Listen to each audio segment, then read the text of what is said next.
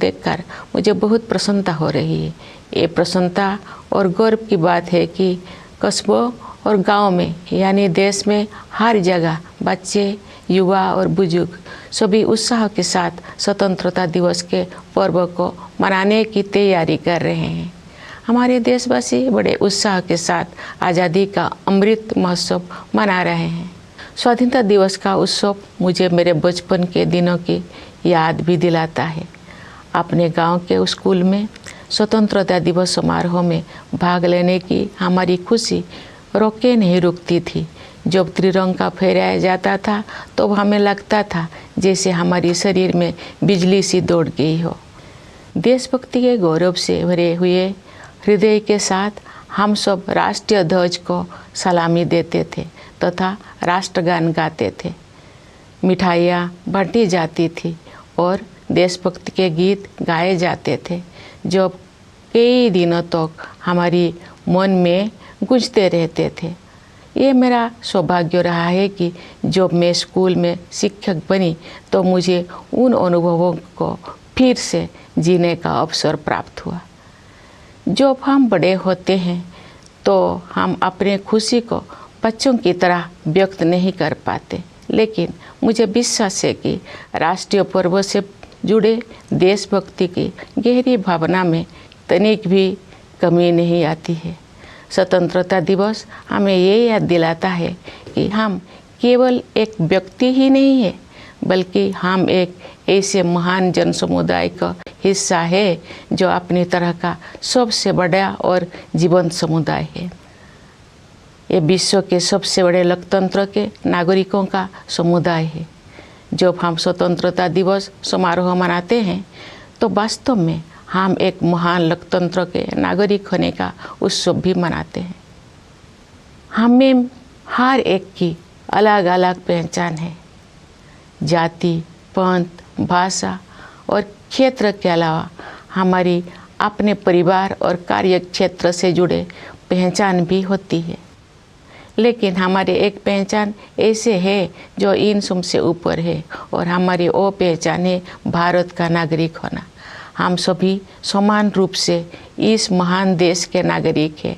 हम सबको समान अवसर और अधिकार उपलब्ध है तथा हमारे कर्तव्य भी समान है, लेकिन ऐसा हमेशा नहीं था। भारत लोकतंत्र की जननी है और प्राचीन काल में भी हमारे यहाँ जमीनी स्तर पर लोकतांत्रिक संस्थाएं विद्यमान थी, किंतु लंबे समय तक चले उपनिवेशिक शासन ने उन लोकतांत्रिक संस्थाओं को मिटा दिया था। 15 अगस्त 1947 के दिन देश ने एक नया सपेरा देखा। उस दिन हमने विदेशी शासन से तो आज़ादी हासिल की है, हमने अपनी नियति का निर्माण करने की स्वतंत्रता भी प्राप्त की। हमारी स्वाधीनता के साथ विदेशी शासकों द्वारा उपनिवेशों को छोड़ने का दौर शुरू हुआ और उपनिवेशवाद समाप्त होने लगा। हमारे द्वारा स्वाधीनता के लक्ष्य को प्राप्त करना तो महत्वपूर्ण था ही, लेकिन उससे भी अधिक उल्लेखनीय है हमारे स्वाधीनता संग्राम का अनोखा तरीका। महात्मा गांधी तथा अनेक असाधारण एवं दूरदर्शी विभूतियों के नेतृत्व में हमारा राष्ट्रीय आंदोलन अद्वितीय आदर्श से अनुप्राणित था। गांधी जी तथा अन्य महानायकों ने भारत की आत्मा को फिर से जगाया और हमारी महान सभ्यता के मूल्यों का जन जन में संचार किया। भारत के ज्वलंत उदाहरण का अनुसरण करते हुए हमारे स्वाधीनता संग्राम की आधारशिला सत्य और अहिंसा को पूरी दुनिया के अनेक राजनीतिक संघर्षों में सफलतापूर्वक अपनाया गया है। स्वतंत्रता दिवस की पूर्व संध्या पर मैं भारत के नागरिकों के साथ एकजुट होकर सभी ज्ञात और अज्ञात स्वतंत्रता सेनानियों को कृतज्ञतापूर्वक श्रद्धांजलि अर्पित करती हूँ। उनके असंख्य बलिदानों से भारत ने विश्व समुदाय में अपना स्वाभिमानपूर्ण स्थान फिर से प्राप्त किया। मातंगिनी हाजरा और कनकलता बरुआ जैसे वीरांगनाओं ने भारत माता के लिए अपने प्राण निछावर कर दिया। माँ कस्तूरबा राष्ट्रपिता महात्मा गांधी के साथ कदम से कदम मिलाकर सत्याग्रह के मार्ग पर चलती रही। सरोजिनी नायडू, ओमू स्वामीनाथन, रमा देवी, अरुणा आसफ-अली और सुचेता कृपलानी जैसे अनेक महिला विभूतियों ने अपने बाद की सभी पीढ़ियों की महिलाओं के लिए आत्मविश्वास के साथ देश तथा समाज की सेवा करने के प्रेरक आदर्श प्रस्तुत किए हैं। आज महिलाएं विकास और देश सेवा के हर क्षेत्र में बढ़ चढ़कर योगदान दे रही हैं तथा राष्ट्र का गौरव बढ़ा रहे हैं। आज हमारी महिलाओं ने ऐसे अनेक क्षेत्रों में अपना विशेष स्थान बना लिया है जिनमें कुछ दशकों को पहले उनकी भागीदारी की कल्पना भी नहीं की जा सकती थी। मुझे ये देखकर प्रसन्नता होती है कि हमारे देश में महिलाओं के आर्थिक सशक्तिकरण पर विशेष ध्यान दिया जा रहा है। आर्थिक सशक्तिकरण से परिवार और समाज में महिलाओं की स्थिति मजबूत होती है। मैं सभी देशवासियों से आग्रह करती हूँ कि वे महिला सशक्तिकरण को प्राथमिकता दें। मैं चाहूँगी कि हमारी बहनें और बेटियाँ साहस के साथ हर तरह की चुनौतियों का सामना करें और जीवन में आगे बढ़ें। महिलाओं का विकास स्वाधीनता संग्राम के आदर्श में शामिल है। प्यारे देशवासियों, स्वतंत्रता दिवस हमारे लिए अपने इतिहास से पुनः जुड़ने का अवसर होता है। ये हमारे वर्तमान का आकलन करने और भविष्य की राह बनाने के बारे में चिंतन करने का अवसर भी है। आज हम देख रहे हैं कि भारत ने न केवल विश्व मंच पर अपना यथाचित स्थान बनाया है, बल्कि अंतर्राष्ट्रीय व्यवस्था में अपनी प्रतिष्ठा को बढ़ाया भी है। अपनी यात्राओं और प्रवासी भारतीयों के साथ बातचीत के दौरान मैंने अपने देश के प्रति उनमें एक नया विश्वास तथा गौरव का भाव देखा है। भारत पूरी दुनिया में विकास के लक्ष्यों और मानवीय सहयोग को बढ़ावा देने में महत्वपूर्ण भूमिका निभा रहा है। भारत ने अंतर्राष्ट्रीय मंच पर अग्रणी स्थान बनाया है तथा G20 देशों की अध्यक्षता का दायित्व भी संभाला है। चूँकि G20 समूह दुनिया की 2/3 जनसंख्या का प्रतिनिधित्व करता है, इसलिए ये हमारे लिए वैश्विक प्राथमिकताओं को सही दिशा में ले जाने का एक अद्वितीय अवसर है। G20 की अध्यक्षता के माध्यम से भारत व्यापार और वित्त के क्षेत्र में हो रही निर्णयों को न्याय संगत प्रगति की ओर ले जाने में प्रयासरत है। व्यापार और वित्त के अलावा मानव विकास से जुड़े विषय भी कार्यसूची में शामिल किए गए हैं। ऐसे कई मुद्दे जो पूरे मानवता के लिए महत्वपूर्ण है और किसी भौगोलिक सीमा से बंधे हुए नहीं हैं।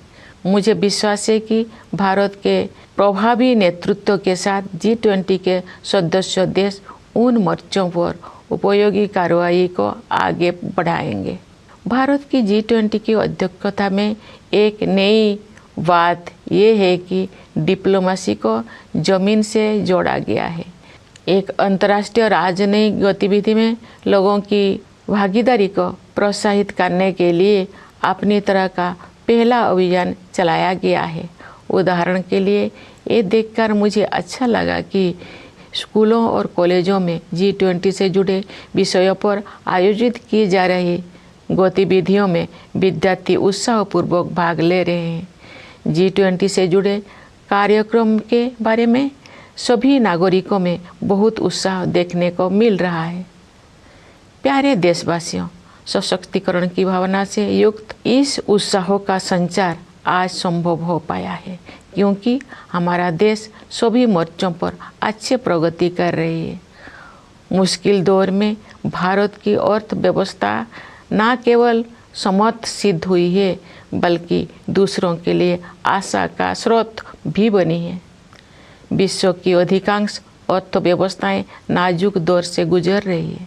वैश्विक महामारी के कारण हुई आर्थिक संकट से विश्व समुदाय पूरी तरह बाहर नहीं आ पाया था कि अंतर्राष्ट्रीय पटल पर हो रही घटनाओं से अनिश्चितता का वातावरण और गंभीर हो गया है।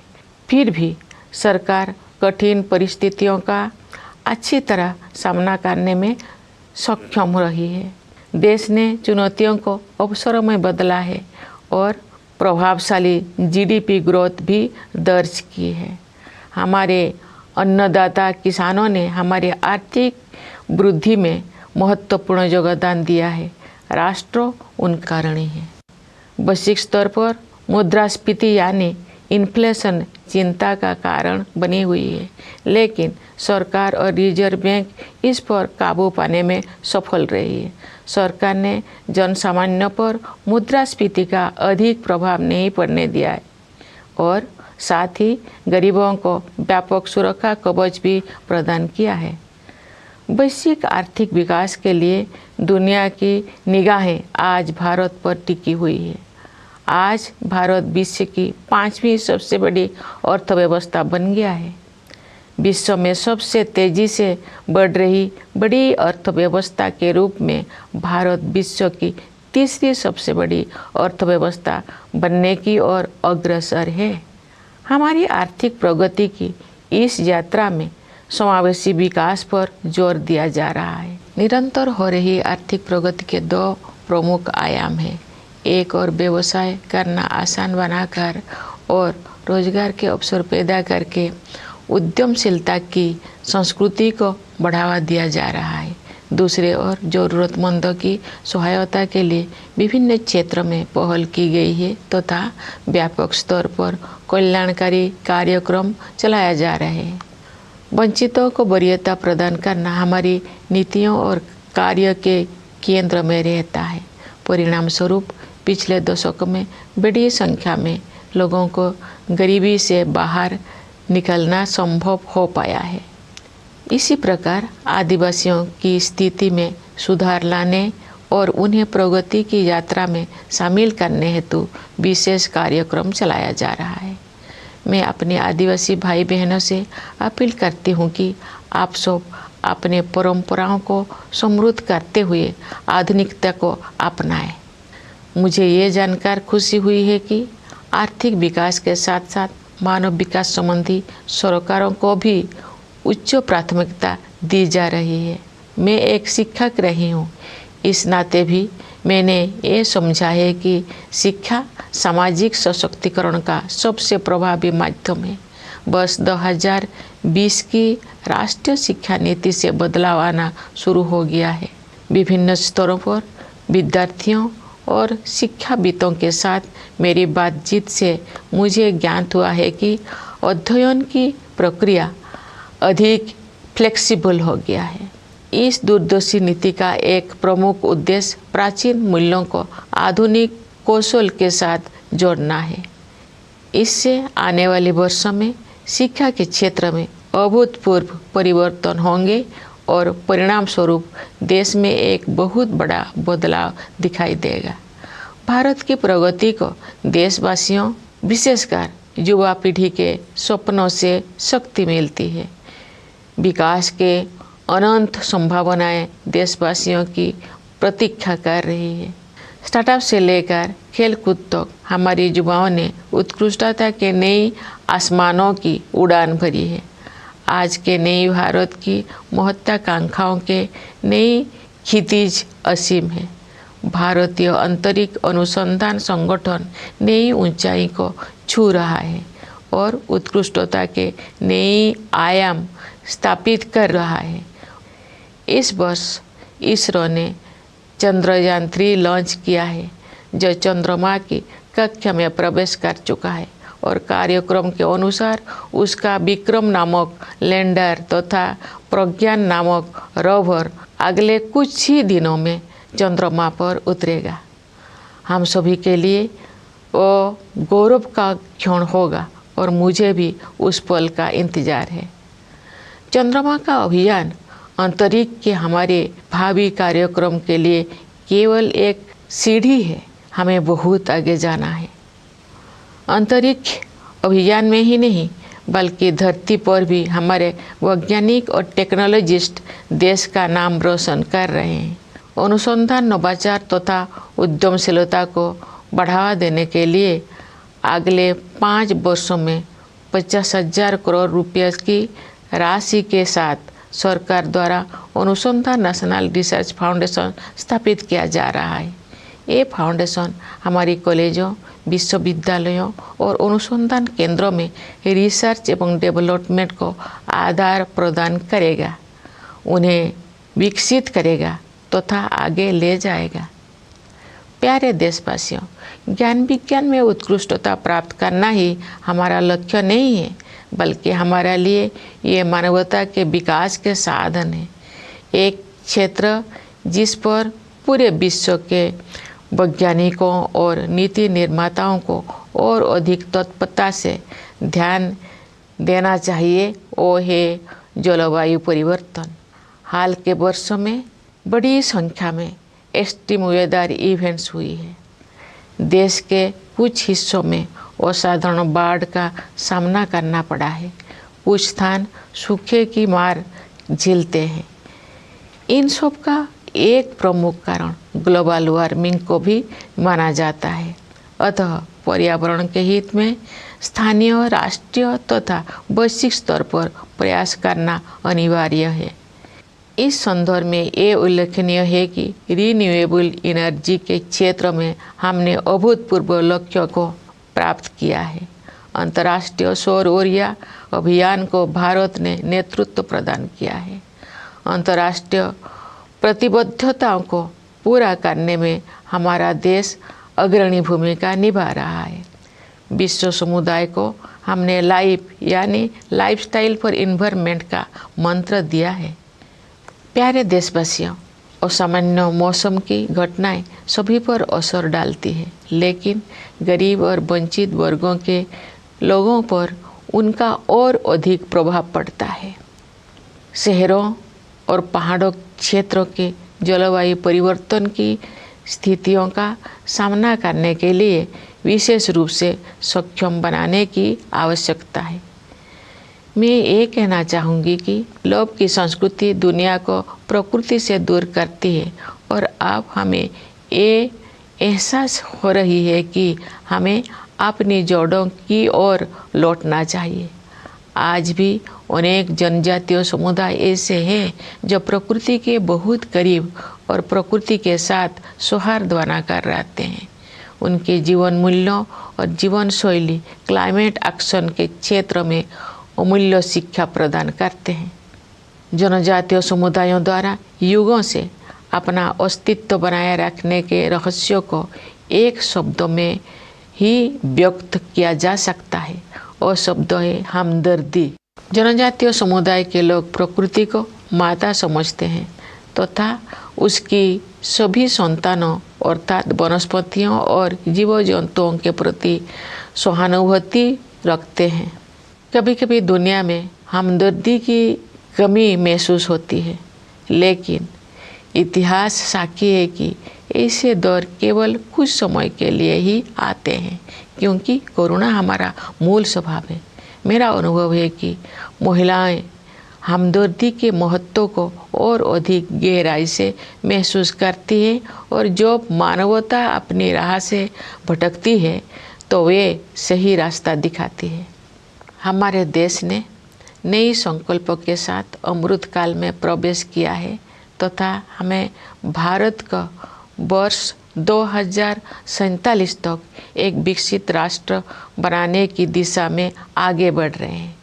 आइए हम सभी अपने संवैधानिक मूल कर्तव्यों को निभाने का संकल्प लें तथा व्यक्तिगत और सामूहिक गतिविधियों के सभी क्षेत्र में उत्कृष्ट की ओर आगे बढ़ने का सतत प्रयास करें, ताकि हमारा देश निरंतर उन्नति करते हुए कर्मठता तथा उपलब्धियों की नई ऊंचाइयां हासिल करे।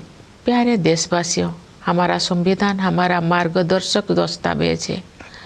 संविधान की प्रस्तावना में हमारे स्वाधीनता संग्राम के आदर्श समाहित है। आइए हम अपने राष्ट्र निर्माताओं के सपनों को साकार करने के लिए सद्भाव और भाईचारे की भावना के साथ आगे बढ़े। स्वतंत्रता दिवस की पूर्व संध्या पर मैं पुनः आप सबको विशेष रूप से सीमाओं की रक्षा करने वाले सेना के जवानों, अंतरिक्ष सुरक्षा प्रदान करने वाले सभी बलों एवं पुलिस के जवानों तथा दुनिया के विभिन्न हिस्सों में रहने वाले प्रवासी भारतीयों को बधाई देती हूँ। सभी प्यारे देशवासियों को बहुत बहुत शुभकामनाएं। धन्यवाद। जय हिंद, जय Bharat.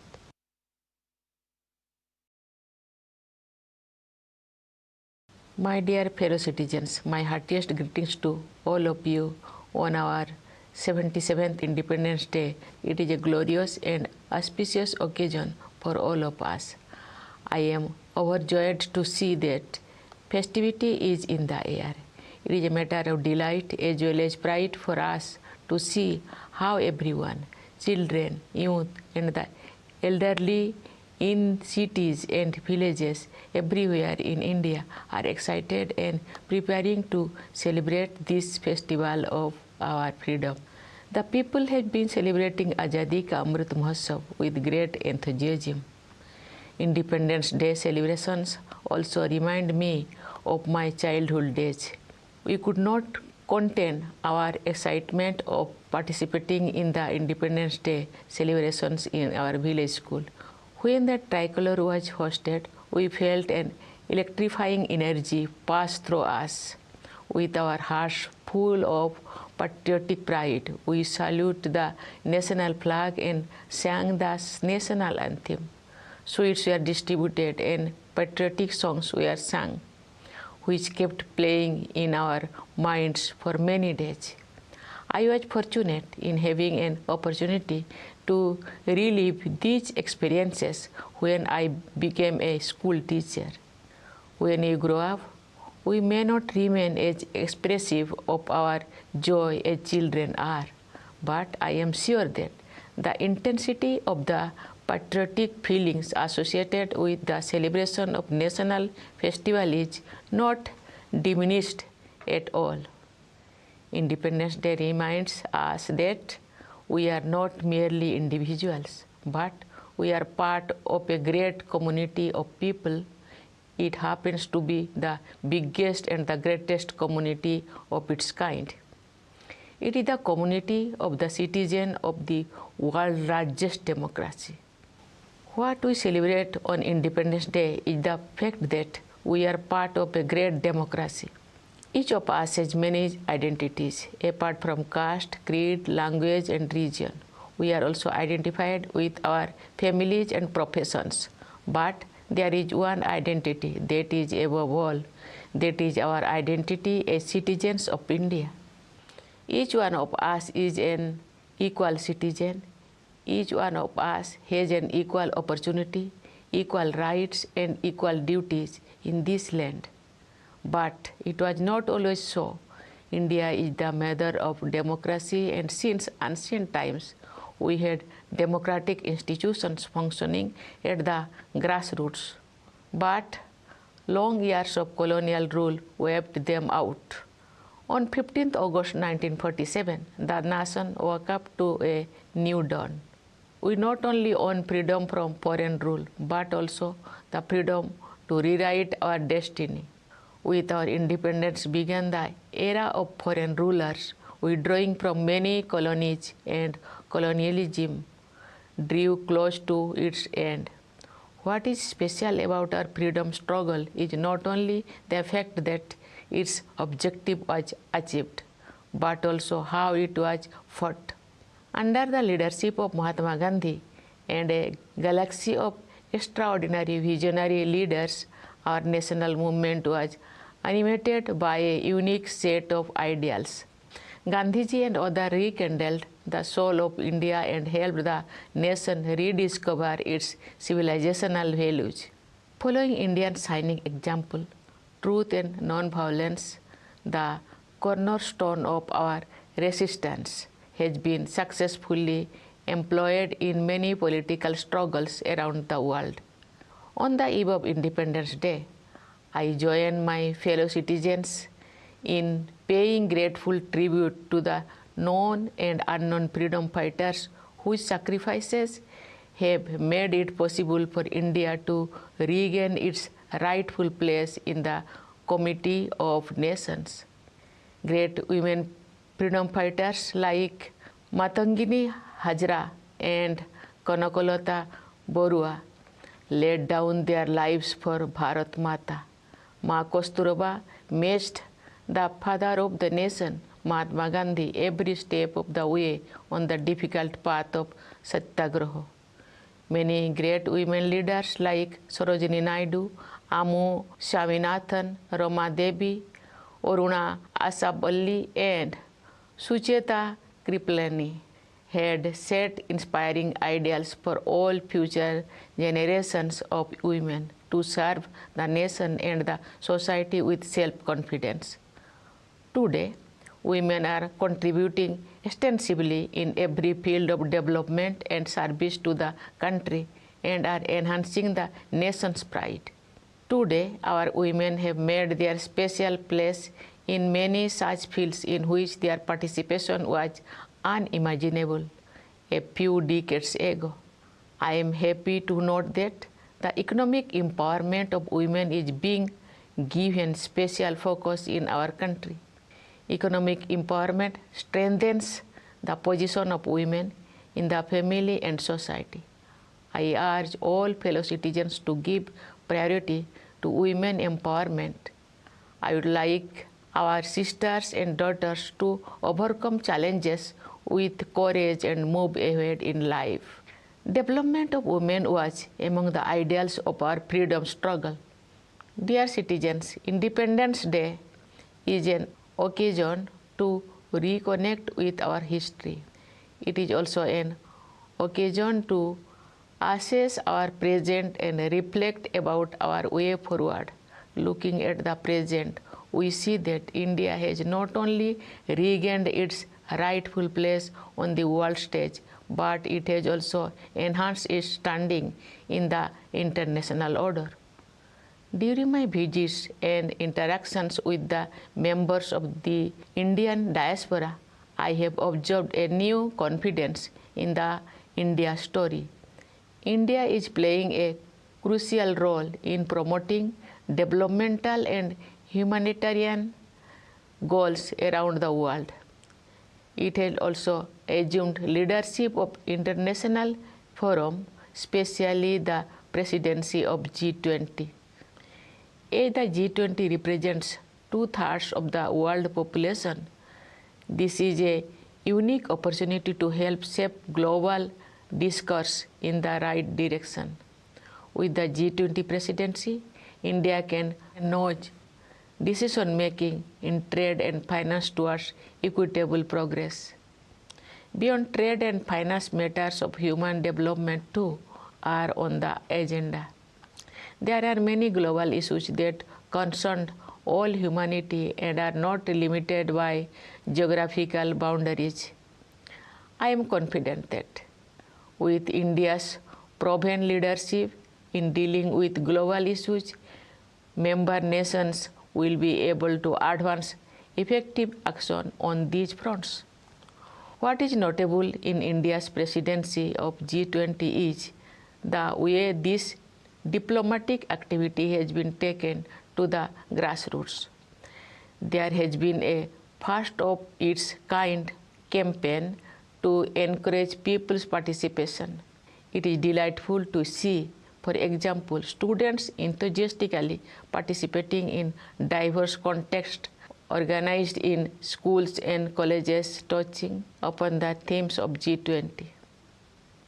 All the citizens are enthusiastic about events related to G20. Dear fellow citizens, this enthusiasm along with a sense of empowerment is possible because the nation has been taking great strides on all fronts. India's economy has proven to be not only resilient during turbulent times, but is also a beacon of hope for others.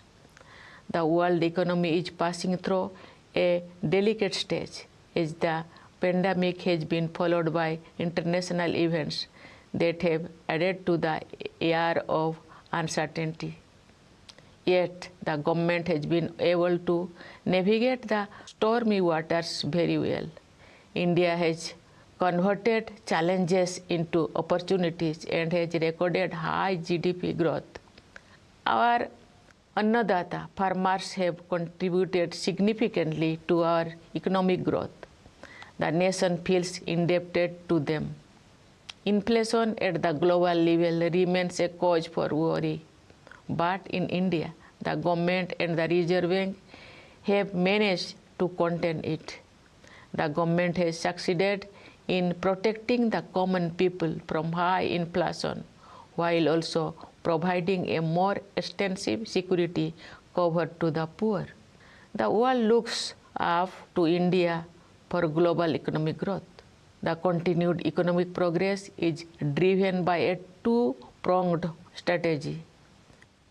On the one hand, there is a sustained push to unleash the forces of enterprise by making it easier to do business and generate job opportunities.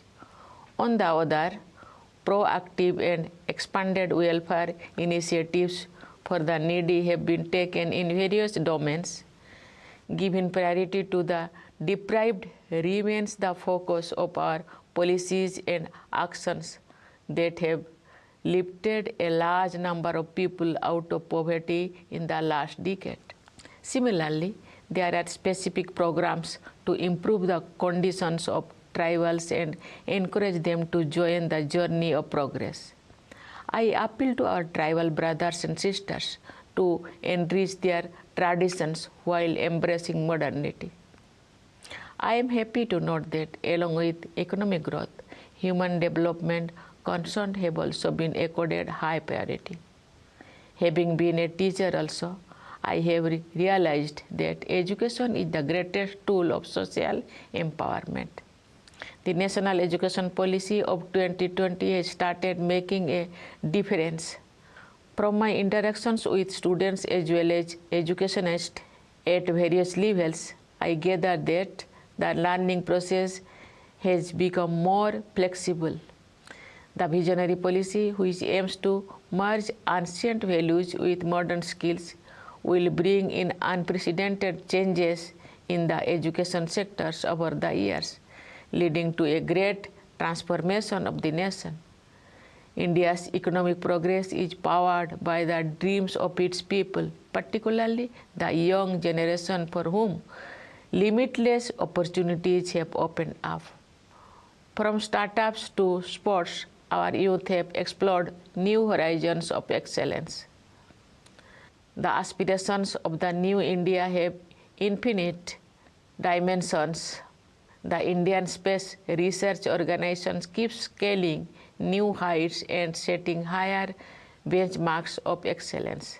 This year, ISRO launched Chandrayaan-3 and its lander named Vikram and its rover named Pragya are slated to land on the moon in the next few days. It will be a proud moment for all of us and I look forward to it.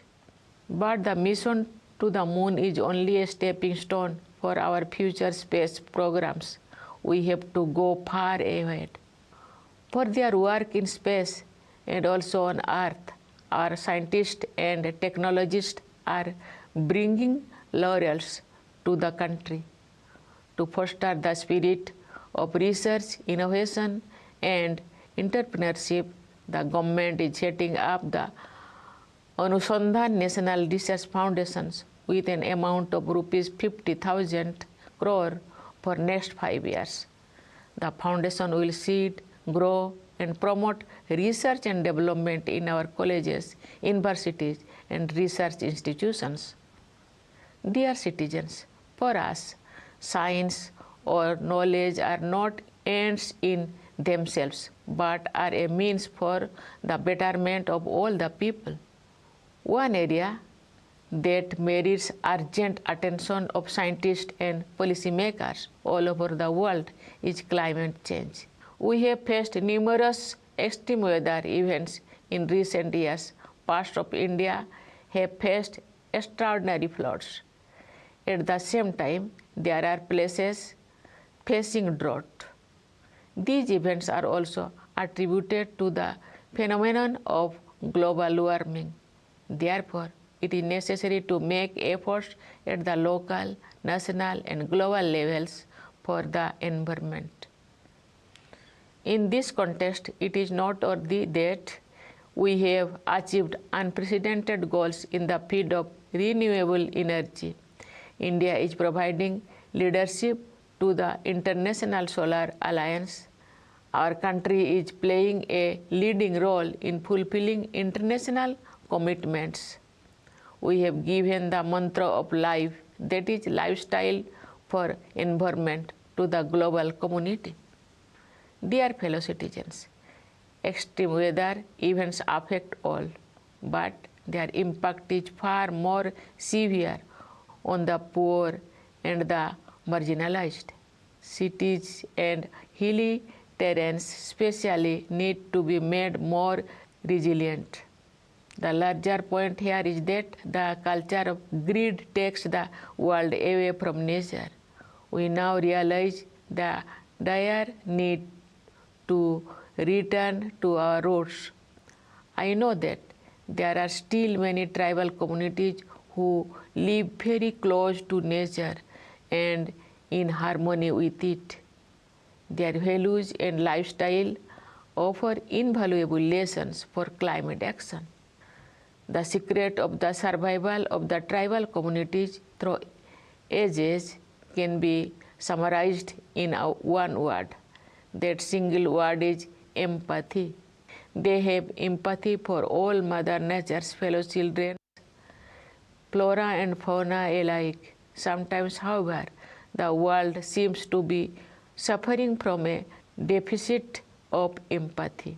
But history shows that such periods are only aberrations, and kindness is our fundamental nature. It is my experience that women have empathy in greater measure, and they show the way when humanity goes astray. Our country has entered Amrit Kal with new resolutions, and we are moving forward towards making India an inclusive and developed nation by the year 2047.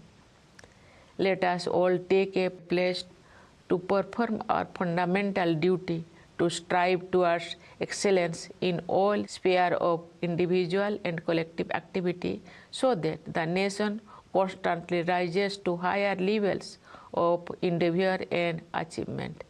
Dear fellow citizens, our Constitution is our guiding document. Its preamble contains the ideals of our freedom struggle. Let us move forward with the spirit of harmony and brotherhood to realize the dreams of our nation builders. On the eve of Independence Day, I once again extend my greetings to you all, especially to our soldiers guarding the borders, jawans of the forces, and the police providing internal security, and to the members of our diaspora living in every part of the world. I convey my best wishes to you all. Thank you. Jai Hind, Jai Bharat.